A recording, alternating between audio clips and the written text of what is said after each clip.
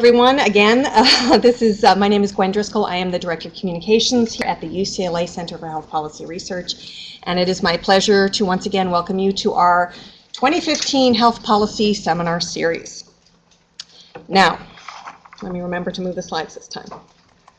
Okay, before we get started, I just want to let everyone know about our exciting next seminar, which is going to be on June 17th. It features Gary Gates, who is the Blanchard Cooper Distinguished Scholar and Research Director at the UCLA Williams Institute.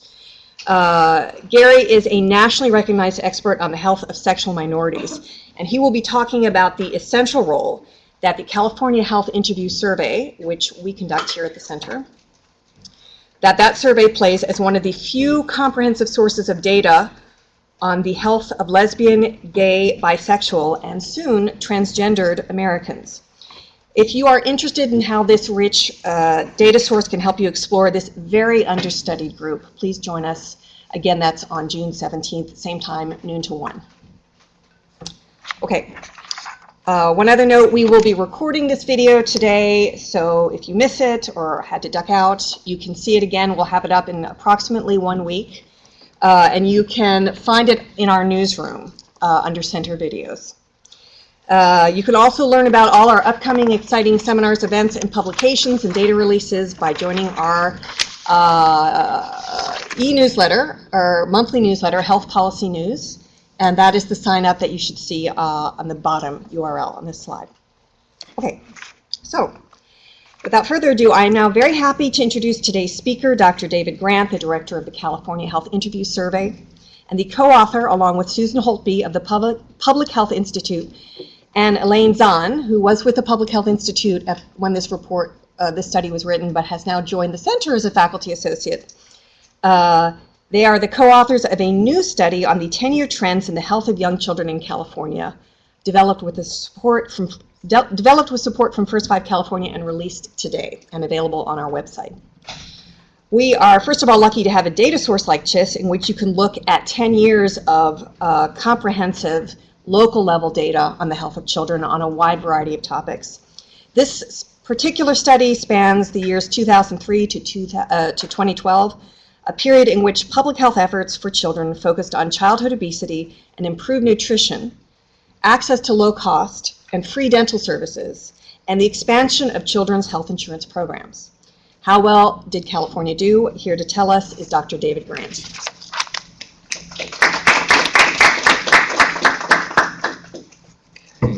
Thank you, Gwen, and thank all of you for coming this afternoon. I appreciate it. In addition to thanking my co-authors, Sue Holtby and Elaine Zahn, I'd like to just acknowledge and thank the cast of folks here at the center who make these things all possible, starting with Gwen and her team, Celeste Peralta Maglin, other folks that helped this morning, Patricia Gonzalez, and of course, Bernice Smith. So thanks to all of you for helping to support the work that we do here at the center. So this afternoon, my presentation is organized kind of as follows. I'm going to start with a very brief framework for understanding the health of young children, more generally from a public health perspective, provide a little background on our relationship with First 5 California and the work that we've been doing together over the past decade plus. Before we go into the 10-year trends, I also want to just present a couple of figures on demographics in California and how the young child population differs from the adult population in some rather dramatic ways. Then we'll go into the data and end with some conclusions, discussions, and hopefully some questions and answers. So one thing I want to just mention right up front, I'm not an expert in the health of young children. I'm a survey researcher and a sociologist, but I do know a fair amount about population health, and it's really from this kind of population health perspective that we're looking at these trends in the health of young children.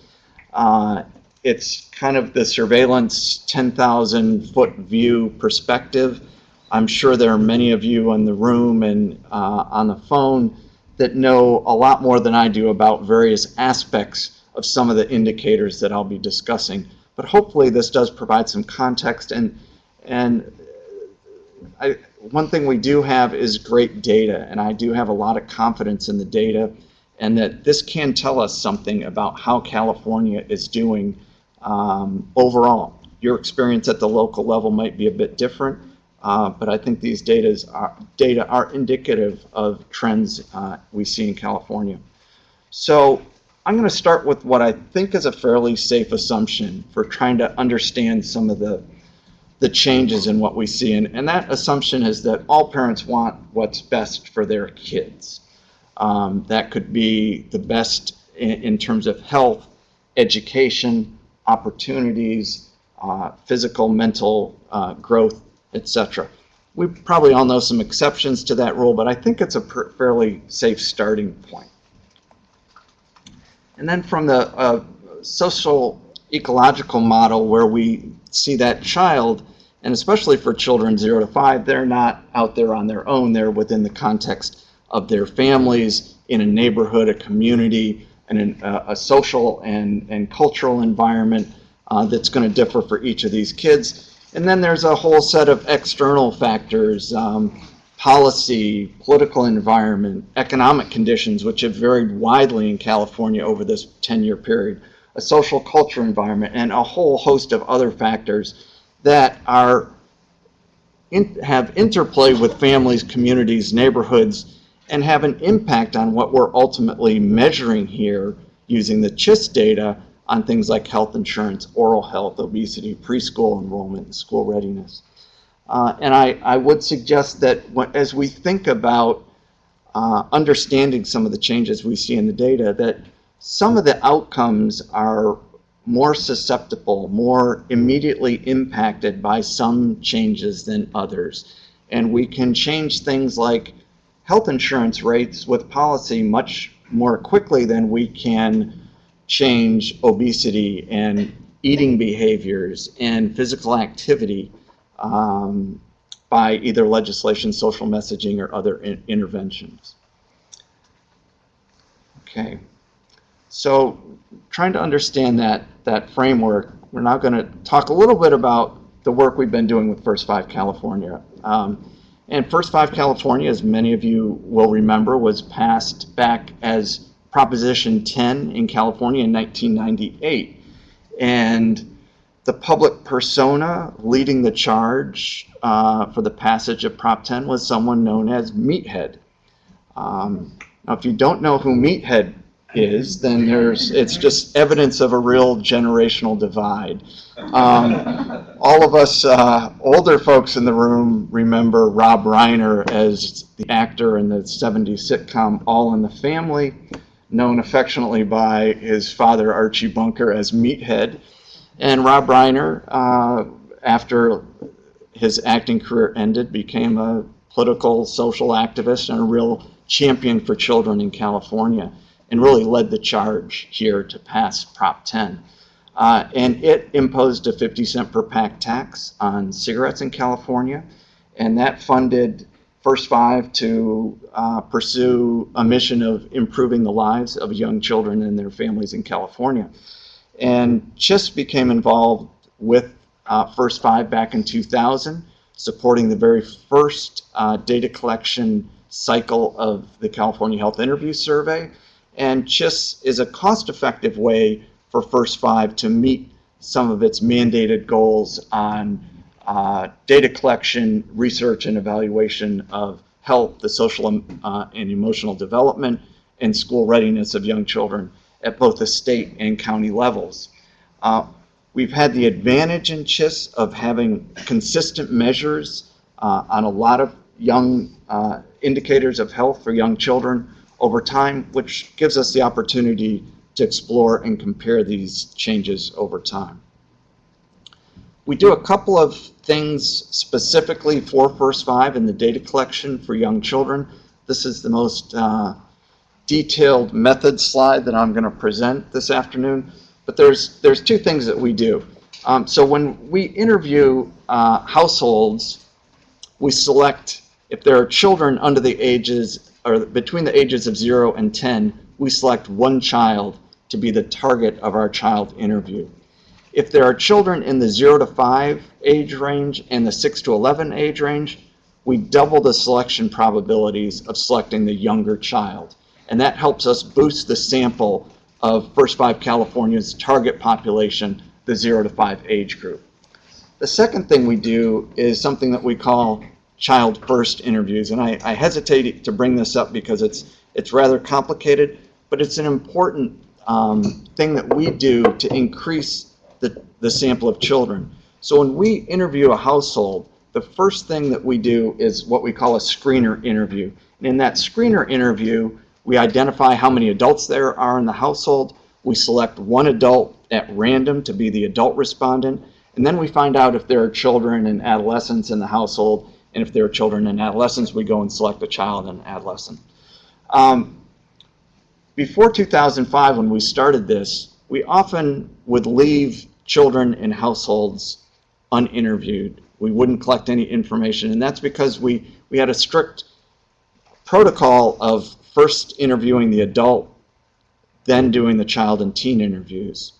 So by doing what we call child first interviews, when we do that screener interview, if some other adult is selected as the adult respondent, we ask the screener respondent, are you also the parent of that child in the household? And if they are, that parent can consent and then answer questions about that child's health. And by doing those child first interviews, we've enhanced the child sample by almost 20%. And in our most recent data collection effort, 13-14, almost 1/3 of our interviews were done using this child first method. Oops, wrong button.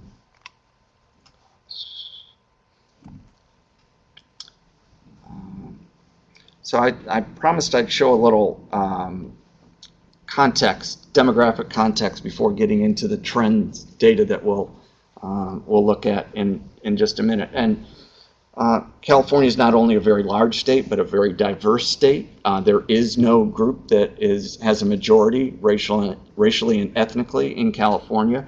The largest group is whites at just about 44%, followed by Latinos, Asians, and African Americans. If we look at the 0 to 5 population, in contrast, it's a much different picture. And those proportions of whites and Latinos are swapped and exacerbated or enhanced, so that we do have a clear majority group in California, and that's Latinos. 54% of children 0 to 5 are Latino. A much smaller, only quarter of the state, 25%, identify as white, 6% roughly African American, and about 9% Asian. If we look at income, and this is income measured as percent of the federal poverty level, and we kind of go stair-stepping from in poverty 0 to 99%, low income 100 to 199, 200 to 299, and then 300 and above. In a lot of the analysis that you'll see, we've divided this in half, so we're looking at kind of low income populations under 200% and then upper income above. And as we see here, most adults, almost half, are in that highest income category. Picture's not quite so rosy for children. Only 1/3 of children 0 to 5 live in those upper income households, and nearly 1/3 live in the very poorest households of under the poverty line at 0 to 99. And if we combine those two lowest income, the majority, 53% of young children, live in low income households.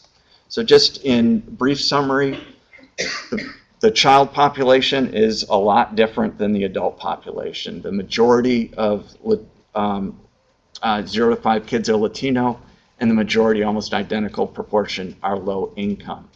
So now that we've identified that group and know a little bit more about them in the context of California, how are they doing in terms of their health, access to care, other issues?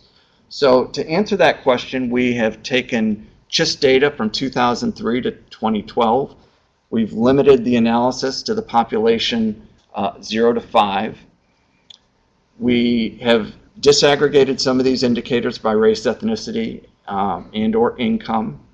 And the indicators that we will look at include health insurance coverage, usual source of medical care, dental visits, overweight for age, positive parenting activities, and preschool attendance.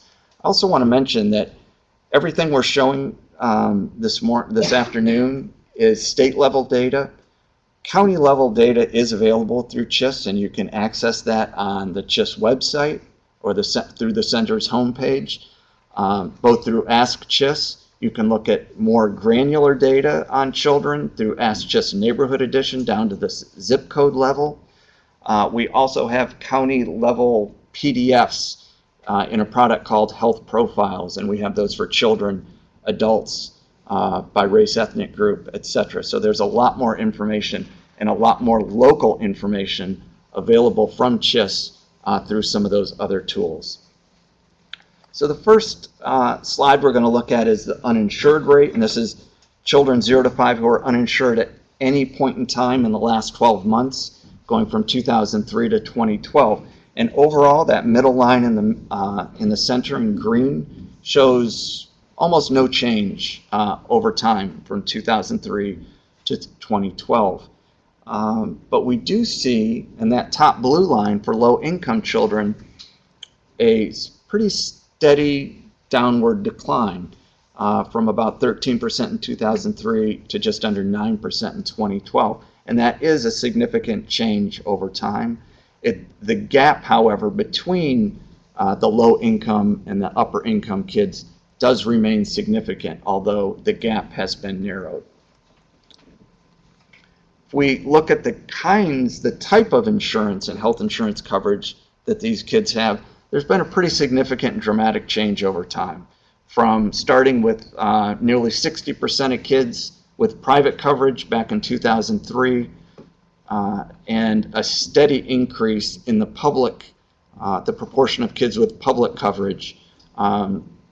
So between 2009 and 2012, we see those two indicators cross with the majority of kids. And that's not surprising when we just saw earlier that 53% of kids in California, 0 to 5 are low income, almost in an identical proportion are covered through Medicaid or Medi-Cal and other programs, and a relatively flat and stable uninsured rate of about 4%.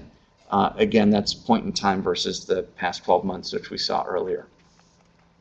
And then finally, in terms of access and insurance, we look at usual source of care, and this is kids who had a public usual source of care by racial ethnic group. Overall, that black line in the middle shows very little change, and there's not a whole lot of change either among the racial and ethnic groups, but there are some really big difference between groups, and the difference between Latinos, which are pretty steadily at 40% using a public source, are different than other groups. The one other change there is that's significant is the increase among white children in a public source of care, going from about 11 to almost 14%. Yes, Nadi? Can you define public, please? Public sources are not private doctors' offices. So these are largely community clinics, safety net providers.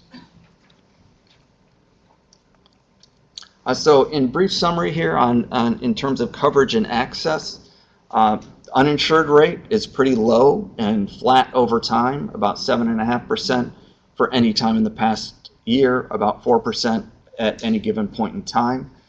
And significantly, the income gap has been reduced, with more poor children with coverage in 2012 than we saw a decade earlier. Public coverage has replaced private coverage as the most common type among young children, and almost all kids had a usual source of care, and that changed little over time. Okay, we're going to kind of leave the access and insurance world and look at some other indicators. And of any charts that I could show today, this is the best, most positive chart I have. So enjoy it. This is dental visits over time. This is a proportion of kids 0 to 5 reporting a dental visit in the past year.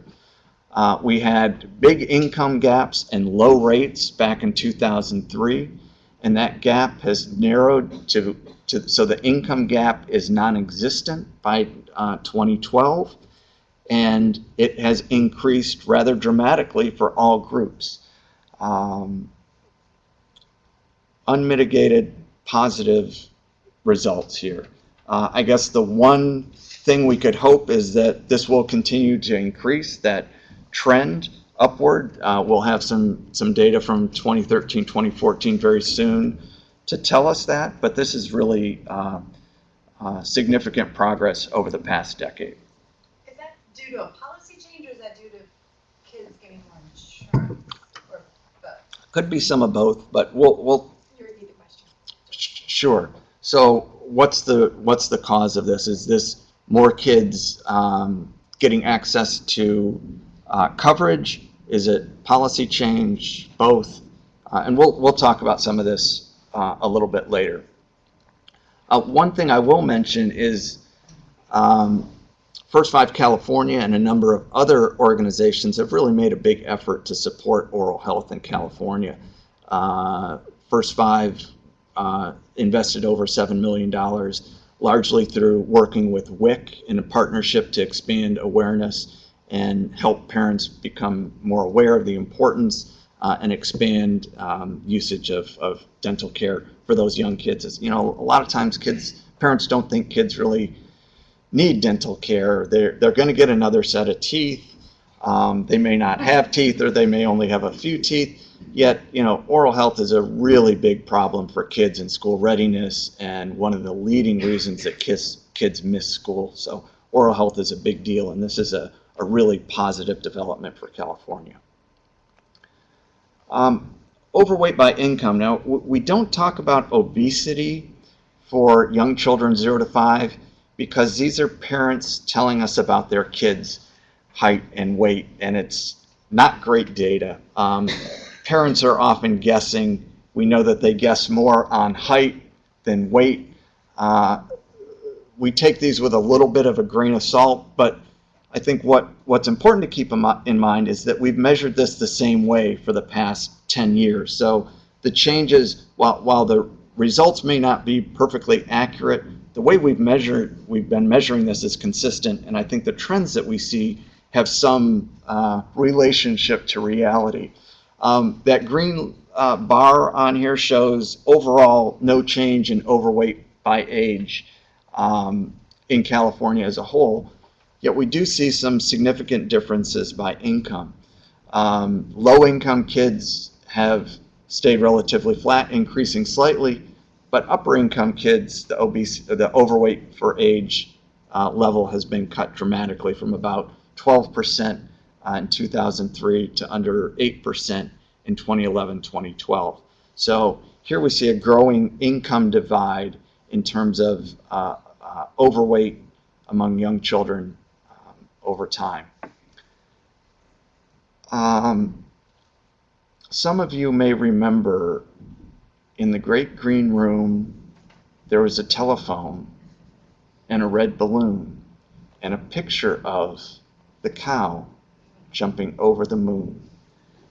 Reading to kids is an important thing, and I'm not sure I knew it was important to read Goodnight Moon to my kids when they were young, but it seemed like a good thing to do, and it always seemed to help with the routine of getting them from up and running around to getting into bed and staying in bed.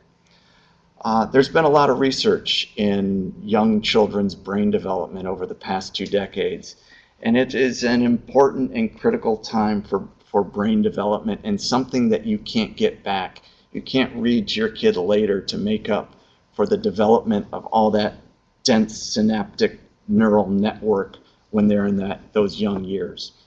Reading with kids every day, singing, dancing, playing with them, getting them out, stimulating them with something besides a television or an Apple iPad is an important thing to do. And First Five California has a relatively new campaign called Read, Sing, Play, which is encouraging parents to engage in these activities with their children every day. The Clinton Foundation has a similar campaign nationally to encourage these kinds of activities. Before these things took place, First Five California said, we want to measure some of these activities about what parents are doing. So a decade before they initiated their campaign, we've had these same indicators in the CHIS questionnaire, which has been great because we've been able to follow and track these things. A lot of times people say, oh, the only measures in CHIS on kids are bad things, secondhand smoke exposure, obesity. Here's something really positive, and people really like to look at these indicators. And again, these are available not only at the state level, but for counties as well. And we've seen improvement, and it's been statistically significant improvement in each one of these activities over time. So that is another really good story. The not so good story, and we don't present this data, is there are some rather significant differences in these activities by income, with lower income children much less likely to be read to every day, sing, play, dance, or taken out on a daily basis. But overall, we're seeing some progress. And then if dental care was the highlight, preschool enrollment is the low light. As hard as it is to believe, with all the research over the past couple of decades about the importance of young children's brain development and the importance of high quality preschool for kids, from things like the Absidarian Project on, investing in high quality preschool is a really good investment. Kids that go to high quality preschool are less likely to end up in jail. They're more likely to graduate from high school and college. They're more likely to have better health and a whole host of other positive outcomes. Yet, we've seen a decline in preschool enrollment among 3 and 4-year-olds from about 37% in 2003 to 30% in 2012. And there's again a real significant division in preschool enrollment by income, so that upper income kids are more than twice as likely to be in preschool as 3 and 4-year-olds as lower income kids. Now, there's been a lot going on in preschool lately. President Obama introduced the concept of universal preschool in his State of the Union address in 2014. First Five California has invested heavily in preschool since the very beginning. And I'm not showing trends here. We've measured this in a consistent way over time. There are other sources of preschool enrollment data that will present different numbers because it's measured differently. But we do see this decline. The National Institute of Early Education Research at Rutgers University just published a report last week on preschool enrollment and talks a lot about universal preschool. It rates states. California was right in the middle of the pack in terms of access to preschool for 3 and 4-year-olds. I think we were ranked 26th. We hit only 4 of 10 quality indicators. I think there's a long way to go in California to improve preschool enrollment for young children. So, in summary on these other indicators, overall a big thumbs up and super progress on dental care and visits and the elimination of income disparities. At the same time, we've had essentially no change in the weight of overweight by age kids, and that's also been a high media, Michelle Obama, First Lady, just everywhere campaign. Yet significant differences and widening income disparities in overweight by age for kids.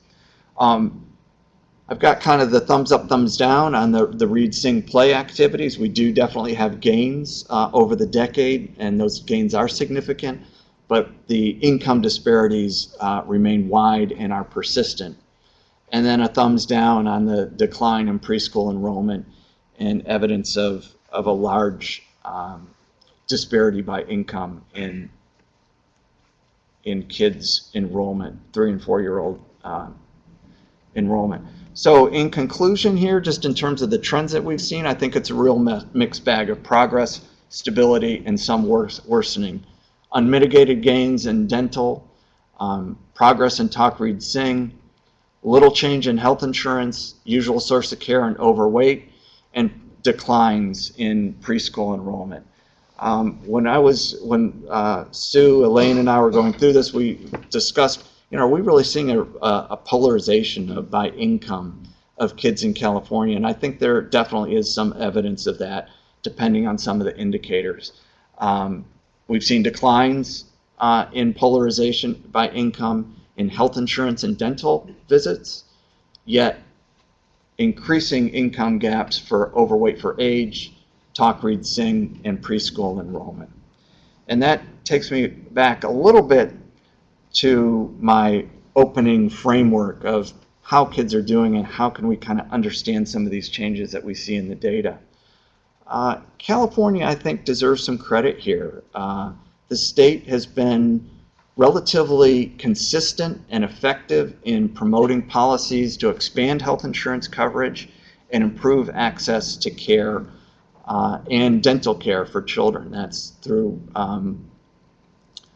programs, as I mentioned earlier, like First Five, partnering with programs like WIC, aggressively going after federal dollars and matching dollars to improve access to care through the S-CHIP program. We've seen a decade in California of rather extreme economic variability, yet the state has stepped up to the table when private insurance went down. Public insurance really saved the day in California, and I think in other states with other leadership that would not have happened. So I think those are some really positive outcomes that we've seen over time. We have some positive change in other areas, but I think things like overweight by age, preschool enrollment, may be more challenging. We know that we've all known for the past couple decades that the United States has an obesity problem, yet it continues among adults to get worse. People know that eating a healthier, fresher fruit, vegetable diet is good for them. More exercise is good for them. It's really hard to change some of those behaviors. It's hard to legislate change. And I think the behaviors and outcomes that we see in kids that are dependent on those behavioral changes are more difficult to make and may mediate through a whole series of other factors where it may be easier to have those changes in upper middle income households and environments than in poor neighborhoods and communities. And that leads me to kind of think about how do we prioritize in what we do as a state moving forward. And I think we need to make sure we can identify those kinds of issues where the state and policy can have an impact. And I'd say one of those that is ripe for change is preschool enrollment, where the state can take a much more active role in helping enroll kids through what has been a really fragmented, privatized system of preschool and moving that into a more integrated network with links to things that we've seen work really well for health insurance programs like no wrong door eligibility, fast lane insurance where kids are getting enrolled in CalFresh and moving right into Medi-Cal and other kinds of coverage. Those kind of policies I think can really help us make sure that kids moving forward will have greater opportunity and greater health in California. So thank you very much, and I look forward to any questions. Yes. I'm going to moderate questions between people in person and the people online. We have a question from someone online about the landscape since this study was done regarding dental benefits and specifically some of the controversy over Denti-Cal, organizations like Western Dental saying they will not accept new Denti-Cal patients. How might that affect these statistics? And can you repeat the question? Sure. So admittedly, these data are a bit dated. These are all pre-ACA data. The most recent year is 2012. And so how have changes in the Denti-Cal program and, for example, Western Dental saying they're not going to expand coverage for dental benefits for young children, how may that affect the trends? I think it's of concern. Some of the things that we've seen also is, even though we saw health insurance, an overall decline in access for poorer kids, there was actually a bit of an uptick among the upper income kids. And it may be that some of the working poor families are going to get left out. And most of the ACA is really expanding coverage for adults, not children. Children coverage has really been maxed out through what had been the SCHIP program and then changes in instituting those changes in the ACA. And you know, what's going to happen in dental care? I think there's been a lot of variability in dental care over the years, and the DentaCal program has kind of come and gone over economic recessions in California, yet we've seen that increasing uptick. So I think, you know, I don't know the answer to the question. I think we'll have some data soon, in just a couple months, that will help us answer these questions. And the reason I say that is because the CHIS 2013-2014 data will become publicly available in early August, and we'll have another data point out there to see whether that trend continues or has come to an end and starts to tick down. But I think a lot of this is in flux, and a lot of this is in change. I think the positive thing is that we've seen a lot of momentum, and there's a lot of growing awareness about the importance of oral health for young children. Yes. So just a follow-up to that, is the way the question is written, does it distinguish between dental visits at a dental office versus a mobile clinic versus a school clinic, or some of those are variable and might change over time? Great question. So the question was, in CHIS, do we differentiate the kind of facility where a child is getting dental care? Is it in a dentist's office? Is it a mobile clinic? Is it school-based clinics, etc.? No, we don't know the environment in which those kids are receiving health care or oral health care. We know a little bit more about their medical care and where they receive their medical care, but not their dental care. There may be some other data sources. Nadi Parat, who was in here just a moment ago, has stepped out. Nadi does a lot of research on oral health and is a great source of information, so I was hoping to turn it over to Nadi. But So David, we have an online question. Is there similar data about a growth in utilization of vision care by Medi-Cal eligible kids? Great question. So the question is, do we have similar data about growth in use of vision care by Medi-Cal eligible kids? We do not. CHIS includes a lot of information. Our questionnaires are always too long. I thank anyone who has ever completed a CHIS interview, but that we don't have information about children and vision, use of vision benefits. We have had some questions for adults over the years about whether they have vision coverage, but not among young children. Yes, Sue Babby. Very nice talk, Dave. Thank you. I was curious about your findings of declines in preschool enrollment, as well as the disparity by income, and whether you were able to look at the trends over time broken out by income groups. It's a bit of a challenge. Oh, so let me repeat the question. So the question was some curiosity over the trends in preschool enrollment and the decline, and whether we're able to trend that over time and trend it over time by income groups. The sample size is a bit small on that one. It's 3 and 4 year olds only.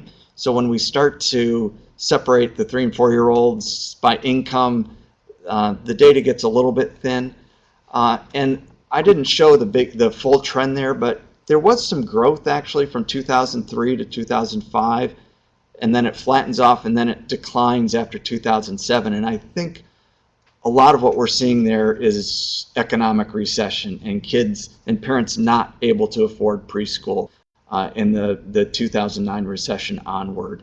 And you know, we've had somewhat of a recovery. There has been growing awareness and interest in preschool. There's federal support, and there's all this kind of seeming momentum in increasing preschool enrollment. So, the quick answer is no. We didn't look at the longer trend by income.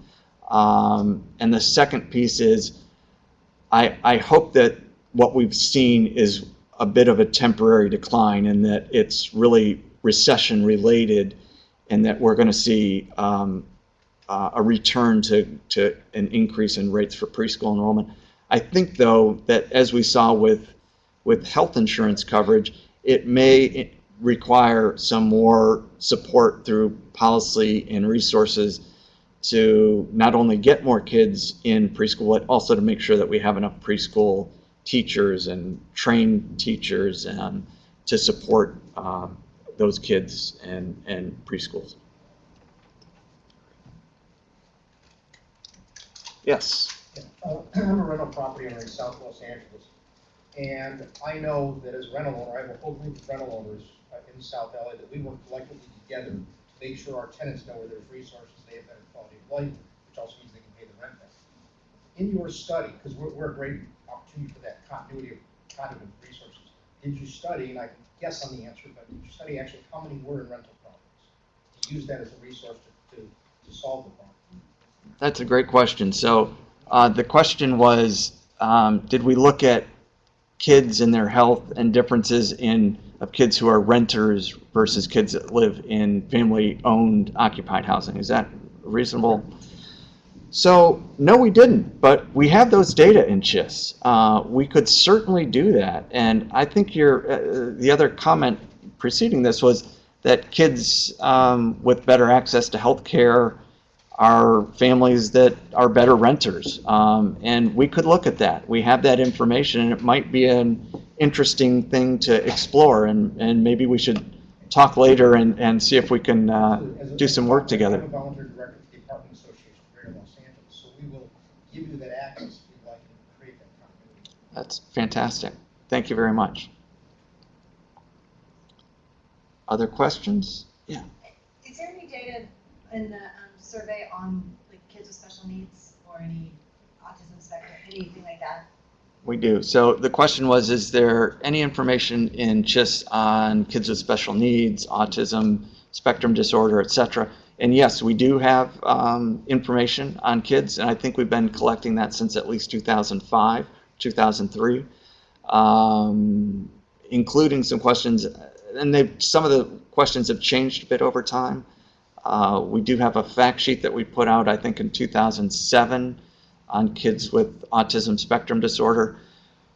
We soft launched that because we were really nervous. We saw this tremendous jump in the number of kids diagnosed, and after we released that a couple months later, the CDC put out something that mirrored our trends, and it's kind of alarming to see those trends in the diagnoses of kids with some form of a spectrum disorder.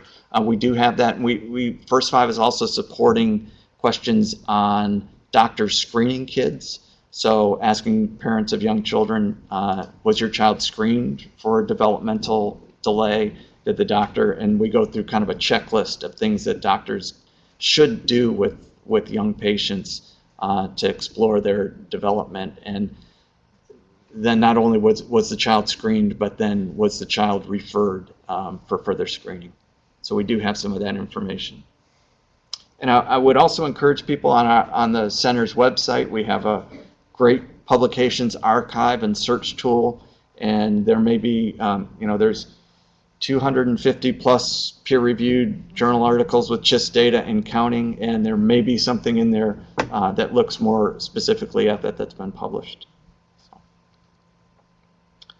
Great. Any other questions? Well, thank you very much. Appreciate it.